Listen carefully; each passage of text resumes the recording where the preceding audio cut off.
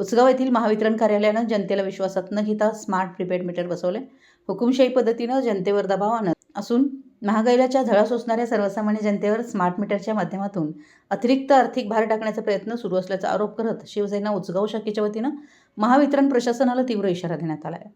जनतेला विश्वासात न घेता स्मार्ट मीटर बसवण्याची सक्ती केल्यास उग्र आंदोलन छेडण्यात येईल असा स्पष्ट इशारा शिवसेना उपजिल्हाप्रमुख समन्वयक विक्रम चौगुले यांनी दिला.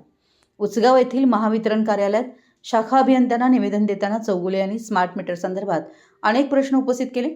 उचगाव हे सुमारे 60 ते 70 हजार लोकवस्तीचं गाव असून येथे मोठ्या प्रमाणात कामगार व रोजंदारी करणारा वर्ग वास्तव्यास आहे. अशा परिस्थितीत नागरिकांना कोणतीही पूर्वकल्पना किंवा सविस्तर माहिती न देता स्मार्ट मीटर बसवण्याचा प्रयत्न होत असल्याचा आरोपही त्यांनी केला आहे. याबाबत ग्रामपंचायतीशी संपर्क साधला असता त्यांनाही स्मार्ट मीटर योजनेबाबत कोणतीही अधिकृत माहिती देण्यात आलेली नसल्याचं समोर आलं. तसेच काही वायरमन नागरिकांची दिशाभूल करत असल्याचाही आरोप यावेळी करण्यात आला.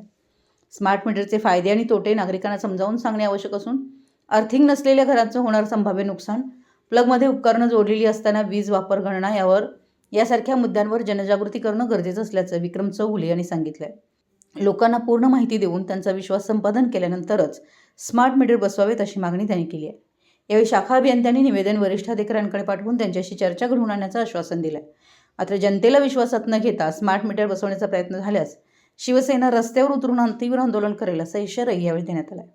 यावेळी शिवसेना उपजिल्हाप्रमुख समन्वयक विक्रम चौगुले, विराग करी, भाऊ चौगुले, महेश खांडेकर, अमोल पवार, राम पाटील, गणेश मस्कर, गणेश गावडे, सचिन माने, अजित रोटे, सचिन गुरव, प्रमोद शिंदे, मुमताज धारवाडकर, अनिल माने, जितू सुतार, आबा जाधव, धनंजय पाटील, हौसेराव राजमाने, जगन्नाथ माने यांच्यासह शिवसैनिक मोठ्या संख्येनं उपस्थित होते.